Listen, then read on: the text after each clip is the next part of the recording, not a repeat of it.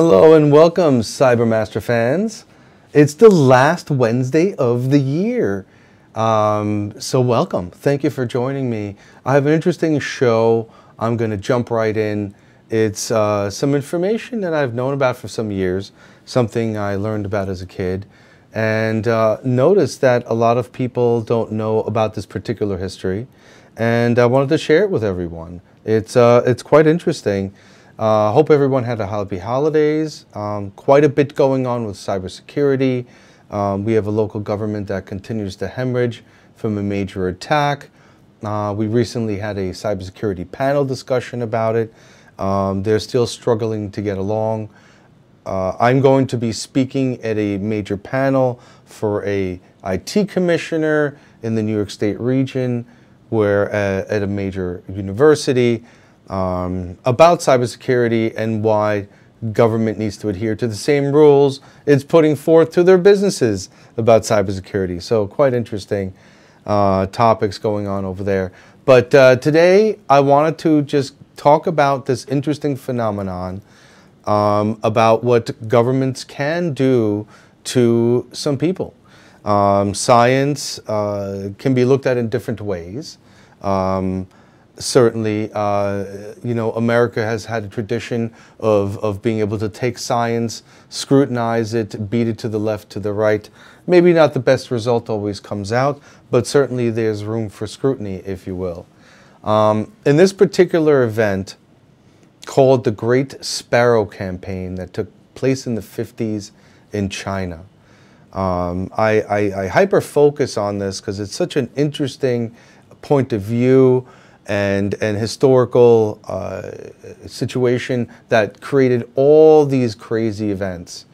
It showed the world some interesting things about science, about what it's like for government pushing some science. Now, it's called the Great Sparrow campaign. Let's take a look at this for a second, right? So let me open up my Google here, and let's take a look at the sparrow, right?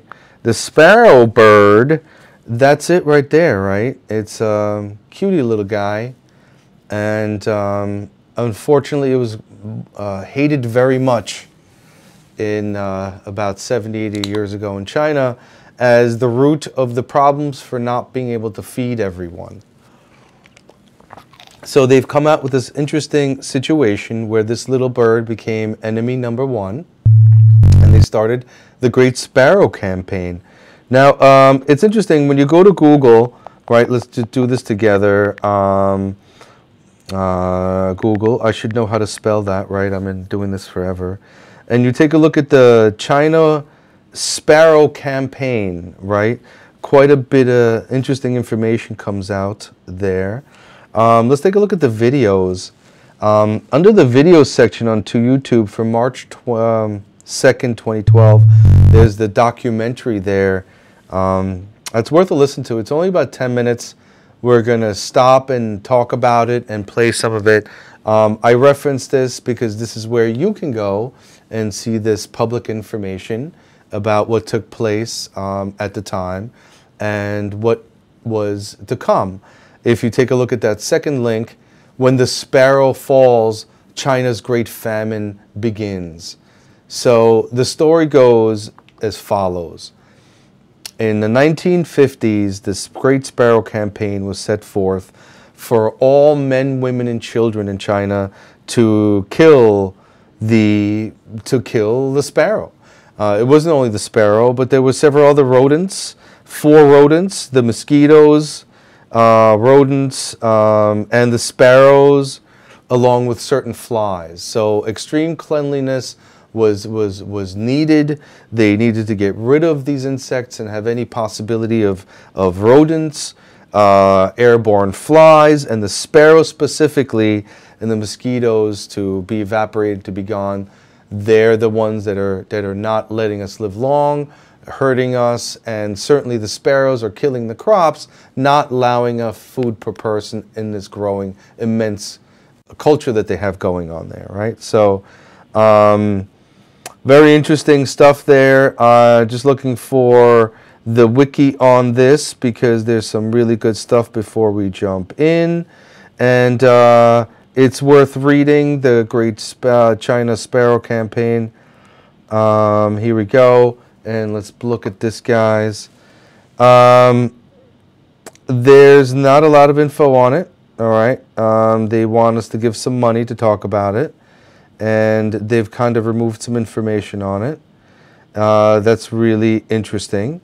But if you look at the Great China Famine link there, pretty interesting, right?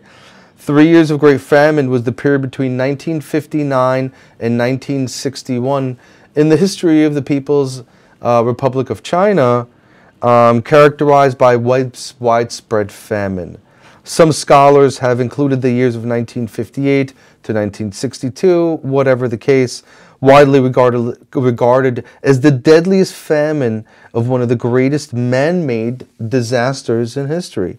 Now, man-made was because the Great Sparrow campaign was to eliminate and kill all these sparrows, when in fact the sparrows were controlling the locusts. So after the Great Sparrow campaign, the following harvest was the sky was black, locusts coming in, wiped out all the crops, bam, creating this large famine. What happened? How were they wrong? How were they so wrong about the sparrows? How could they have engaged this country in this mass sparrow death-killing thing, and they were wrong, and everybody was starving, right? Let's take a look at this documentary. I want to bring up a good point here. Sorry about that, guys. Jumbling around here. Let's take a look at the parts of the documentary here. Very interesting.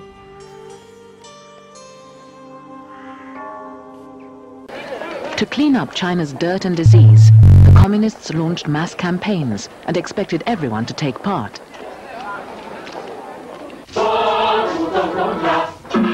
Propaganda films were used to set the pace.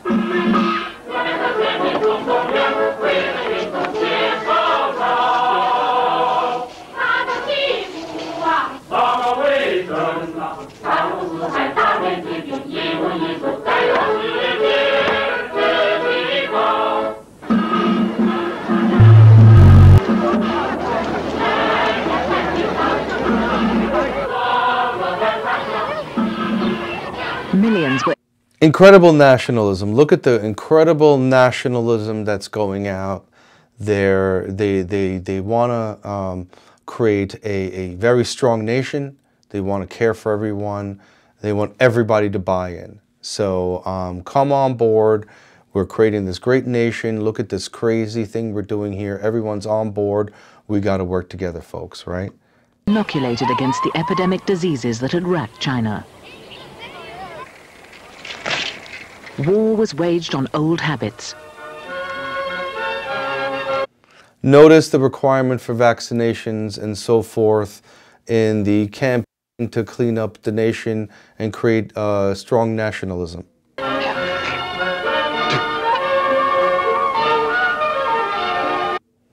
Spitting on the floor is quite ugly. I guess if I had unbelievable powers, I would possibly use my power to also arrest people for spitting on the street. It's quite ugly. But I don't have that kind of power and have never stopped anyone from doing such a thing. 这是怎么回事？老爷爷，集体吐痰不文明，还会传染各种疾病呢。对。最好下次吐痰的时候要吐在手绢里、纸里或者垃圾箱里。好，以后我们一定要注意了，一定要注意了。老爷爷再见。哦，再见了，再见。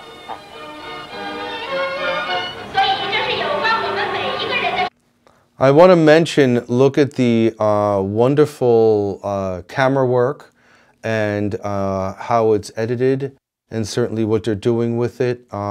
Very advanced propaganda, use of camera work to show a massive buy-in by everyone, right?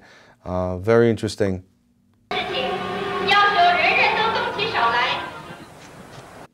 It's not 4K, but you get the picture. The pressure was inescapable. Party activists checked up on their neighbors' housework. Shen Fuqin from the local street committee went from house to house. Now, if you were a great leader of a country, is it so bad to think that extreme cleanliness is something bad? Certainly, we've seen through history that germs and bacteria and cleanliness does keep humans alive much longer, has extreme benefits, hygiene has extreme benefits to our culture and how we live. So look what they've done with it. They made it a law, a rule, and cultural buy-in, everyone's on board. It's just logical to think that everybody would be happy in a clean country, right? We used to say, do you love your country? The country is calling on you to carry out the public health campaign. Get on with it.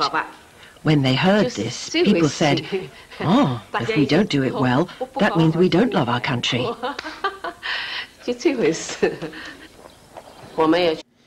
It must also be logical to think that with such massive amounts of humans that you kind of have to put rules in place and start sort of an internal propaganda for goodness, for nationalism, for everyone to be in step for creating a great nation. We used to go up the lane to check on people's housework, to see if they'd done it properly. We'd examine the tables to see if they were dusty. You can imagine I wouldn't survive a day with somebody checking my house. My wife, the opposite, she washes the floor twice a day.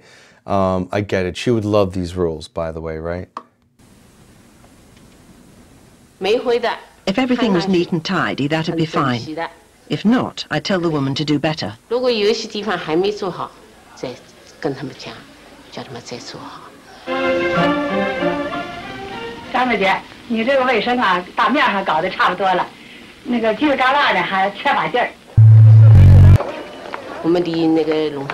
cleaned the alley and put up posters. One said everyone must help to exterminate the 4 pests.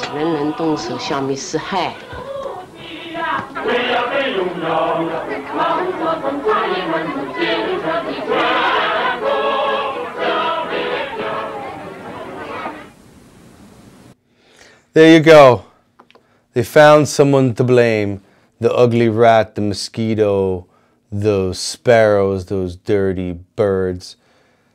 They're the blame. We got to clean this up and we got to get rid of those pests out of here.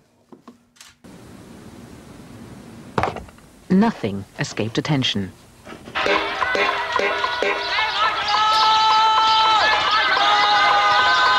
One of the 4 official pests was the sparrow. The small birds were accused of devouring the crops.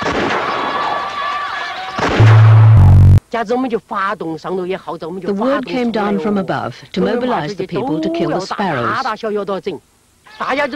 Villagers of all ages joined in. We were so busy we even had to take it in turns to eat. The trees were really high and hard to shake. But everyone did their best, so the sparrows couldn't land. We used catapults. Some people used guns. Whoever killed the most sparrows was praised and given rewards. Those who caught fewer were criticized and How many birds you killed today, Sonny? encouraged to do better the next day. In fact, the campaign rebounded. With the sparrows gone, more insects survived to strip the crops. The same effort to get mass participation was applied to another type of cleansing, of incorrect thoughts. Pretty amazing, huh? Pretty amazing. So you had to go out there and you had to kill them birds. You got to do something. You got to kill them birds over there. Well, well, well, if you don't kill them birds, I don't know what's going to happen. Well, what a campaign.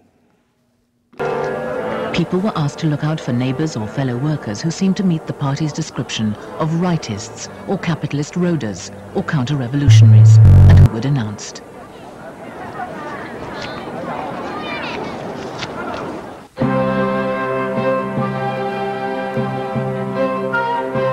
But the boldest first attempt to harness the energy and enthusiasm of the people came in 1958. To speed up progress, Mao wanted to use the force he believed in most, China's sheer numbers, for his great leap forward. Propaganda cartoons showed how the Chinese were meant to overtake Western industry and food production. So pretty incredible stuff, guys. This all led to some very difficult times in the world and ultimately created the greatest famine of our time. It's pretty interesting. I'll go through a few more minutes and then we'll stop. And you can look this up on YouTube. It's called The Great Sparrow Campaign Documentary of 2012. And it's worth understanding what took place there, because I just find it absolutely amazing how great leaders in many countries throughout history have come out with these incredible thought forms and have led the way with it. It's supposed to be based on technology, it's supposed to be based on wanting to really create something good, help everyone, feed everyone. But in some cases, like you see here, it turned into quite a disaster. Look at the campaign we went through over the last 3 years and how that's baking out. God help us that we saved a bunch of people with the medical advancements. Certainly it seems that the illnesses and the colds and all of that stuff that we had shutdowns is pretty much all back. So I find that very interesting. One of the things that I'm noticing though, since all of this started, is that if you're a little bit sick, you're staying home, even a slight test of positive, you're staying away from all your family, you're not seeing anyone. It creates such loneliness. It's pretty interesting. I guess in the past we used to just go to the party sick anyway and not care. So I guess I appreciate that a little better. But look at what some countries can do with their ideas. Peasants already reorganized into cooperatives were herded into huge communes.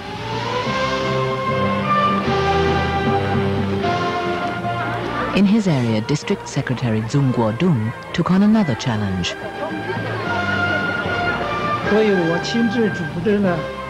I was responsible for setting up people's communes and turned 8 agricultural cooperatives into 2 big communes.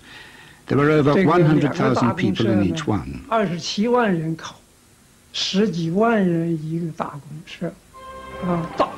Big communes could handle big projects. With thousands of people to do a job, things were completed in no time. Production brigades were directed to where they were thought to be needed most, under militia-like discipline. The party said it was a more efficient, better, faster way to build socialism. Private land had already gone.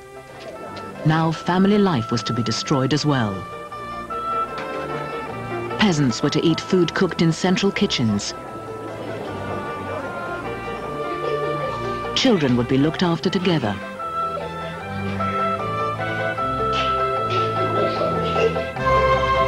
Mao set the target of doubling food production in 1 year. Revolutionary enthusiasm, he said, will triumph over all obstacles. He took a close interest as the peasants competed to increase yields. When the Dongshun commune promised a record harvest, it was Zhong Guodong, the district secretary, who showed the champ. Anyway, folks, gives me a lot to think about. The reason I want to share this is because as I talk about this part of history, a lot of people don't recognize it. They've never heard of it.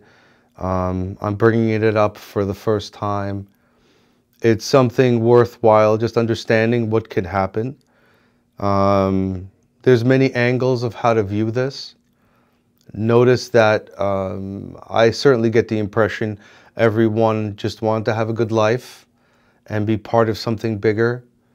And while some people say, look, the whole nation was duped, Everyone just wanted to walk in the same direction and be in the same place and find happiness and together and follow orders.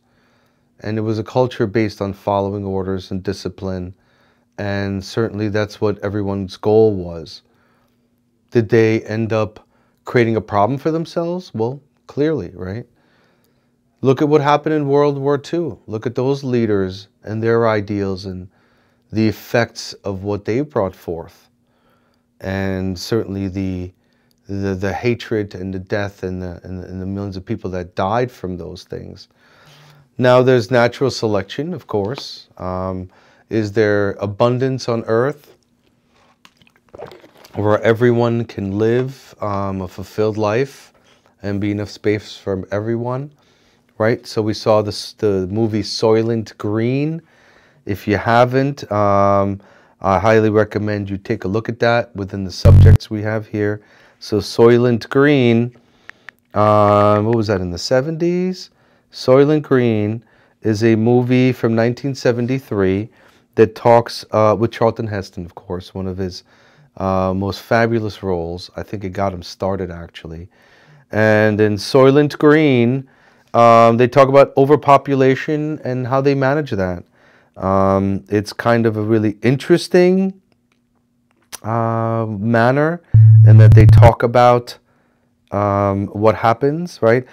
In a densely overpopulated, starving New York City of the future, NYPD detective Robert Thorne, Charlton Heston, investigates the murder of an executive at rations manufacturer Soylent Corporation. I'll leave it at that. It's an incredible story about overpopulation and how they deal with it in New York City. But it's apparently a nation-wide problem, a world problem in the whole point of this movie. Highly recommend checking it out. Let me see if I can pull up the cover there for a second. There he is, my boy Charlton Heston, looking very young, and really great role. Highly recommend the movie.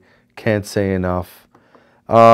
So that's one way of dealing with overpopulation. What creative ways will the leaders of our future think about overpopulation management? Will we have to be shipped to other planets? Will we have to live in camps, sort of? I'm hearing stories about all kinds of camps being set up for people who are ill on a permanent level. There's been work camps. There's been the camps from World War II, refugee camps. How are the leaders of the future going to deal with us as a mass population? The Great Sparrow campaign should be a telling and revealing story about how some of the greatest leaders of our time, brought in through family tradition, kingdom-style operations, and have come up with the science to destroy this thing when everybody buys in, and ultimately it creates this great fallout and many people die or get hurt in some kind of way. Ideals can come on very strong. I have noticed that politicians generally are not operations leaders and can buy into things and maybe don't have the research ability as some scientific people do, and also don't listen to the scientists at times when they come up with a narrative that makes sense to them, but necessarily may not have scientific proof behind it, if you will. So I really is very interesting to enter 2023. In 1953, you had this thing going on in China. In 10 years earlier, you had the World War that took place. We've had so many genocides that have taken place throughout our history. Is that a genocide? They say it was a miscalculated technical call. The goal was to purely feed everybody. So here we are today as we see factions of the internet erasing that history. Maybe on this show, you would have captured the last glimpses of such documentaries. Other people talk about it. The stories are getting twisted and torn into different ideals, and the stories are being told differently. You know, when I was a kid, I lived in Europe. I had driven to Romania with my family, and certainly know what it's like to be stopped in the middle of the night by soldiers with guns asking for cigarettes. So we traveled with cartons and cartons of cigarettes, and when soldiers in the middle of the night would stop civilians for stuff, we'd give them packs and cartons of cigarettes to be able to move up on our way. I don't know if anybody understands what that's like. It's not a movie. It's very interesting. It's common for people from those regions. Not everybody understands what the world can be like. So it's really important to understand that this Great Sparrow campaign, one of the greatest campaigns of our time in our history for humanity, resulted in yet the largest hunger situation that killed a lot of people. Maybe the powers that be don't always have the right answer, right? Do we have to follow? We should. We want to have nationalism. We want to follow one particular way. But show us through history where it's worked, and let's follow those ideas, not these kind of campaigns that have shown in the past to really not work. So the Great China Campaign documentary, the Soylent Green movie, take a look at this. You got to check out this movie. It's really interesting. And guess what? It takes place in the year 20... It takes place in the year 2022. People are still the same. They'll do anything to get what they need, and they need Soylent Green. So before the year's over, you got a couple more days left before you can check out this movie, which was done in '73, meant for this year. Then '73, meant for this year, okay?